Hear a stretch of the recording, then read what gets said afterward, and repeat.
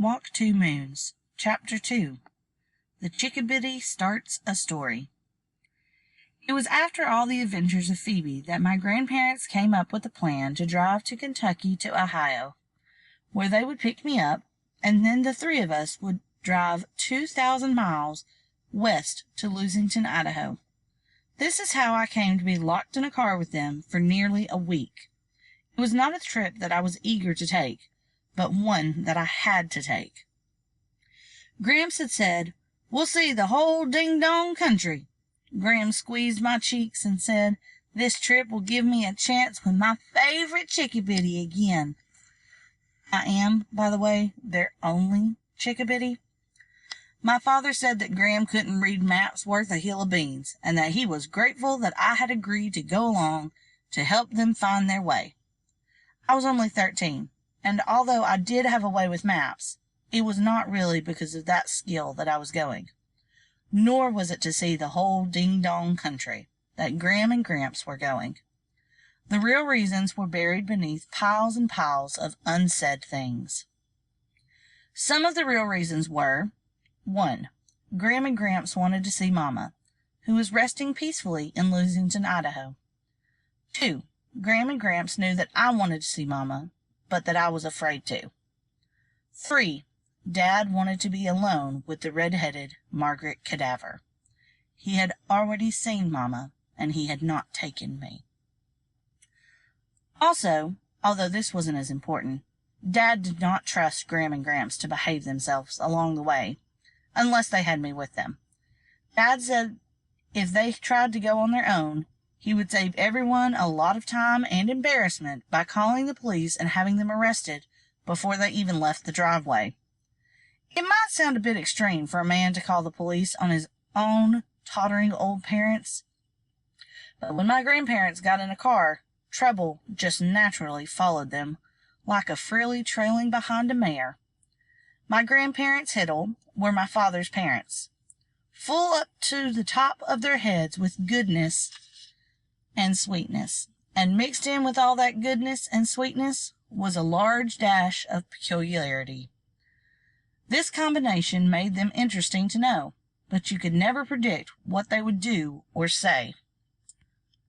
Once it was settled that the three of us would go, the journey took on an alarming, expanding need to hurry. That was like a walloping great thundercloud assembling around me.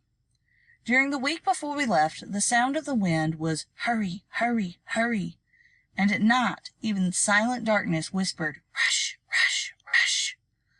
I did not think we would ever leave, and yet I did not want to leave. I did not really expect to survive the trip. But I had decided to go, and I would go. I had to be there by my mother's birthday. This was extremely important. I believed that if there was any chance to bring my mother back home, it would happen on her birthday. If I had said this aloud to my father or my grandparents, they would have said that I might as well try to catch fish in the air. So I did not say it out loud, but I believed it. Sometimes I'm as ornery and stubborn as an old donkey. My father says I lean on broken reeds and I will get a face full of swamp mud one day. When at last Gram and Gramps Hiddle and I set out, that first day of the trip, I prayed for the first 30 minutes solid. I prayed that we would not be in an accident. I was terrified of cars and buses.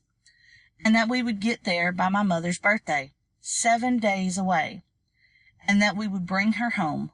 Over and over I prayed the same thing. I prayed to trees. This was easier than praying directly to God.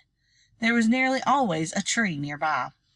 As we pulled into the Ohio Turnpike, which is the flattest, straightest piece of road in God's whole creation, Gram interrupted my prayers. "Scalama." I should explain right off that my real name is Scalama Tree Hiddle. Scalama, my parents thought, was the name of the Indian tribe to which my great-great-grandmother belonged. My parents were mistaken. The name of the tribe was Seneca. But since my parents did not discover their error until after I was born, and they were, by then, used to my name, it remained Scalama. My middle name, Tree, comes from your basic tree, a thing of such beauty to my mother that she made it part of my name. She wanted to be more specific and use sugar maple tree, her very favorite, but Scalama sugar maple tree Hiddle was a bit much, even for her. My mother used to call me Scalama, but after she left, only my grandparents Hiddle called me Scalama, when they were not calling me Chickabiddy. To most other people, I was Sal, and to a few boys who thought they were especially amusing, I was Salamander. In the car, as we started our long journey to Lusington, Idaho, my grandmother Hiddle said, "Scalama, why don't you entertain us?" "What sort of thing do you have in mind?" Gramps said, "How about a story? Spin us a yarn." I certainly do know heaps of stories, but I learned most of them from Gramps. Gramps suggested that I tell one about my mother. That I could not do. I had just reached a point where I could stop thinking about her every minute of every day. Gramps said, "Well then, what about your friends? You got any tales to tell about them?" Instantly, Phoebe Winterbottom came to mind. There was certainly a hog's belly full of things to tell about her.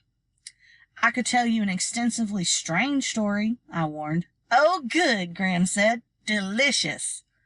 And that is how I happened to suspend my tree prayers and tell them about Phoebe Winterbottom, her disappearing mother, and the lunatic.